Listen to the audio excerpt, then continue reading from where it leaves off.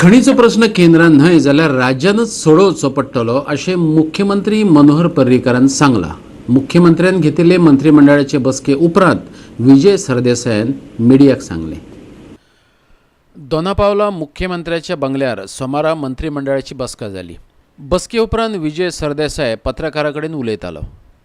खणी विशीं हे बसकेंत अधिकृत चर्चा जाली ना, पूण आपणे खणीचो विशय काडलो तेन्ना पर्रीकारान आतां हो प्रश्न राज्यानच सोडोवचो पडटलो अशें सांगलें अशें विजय म्हणटा।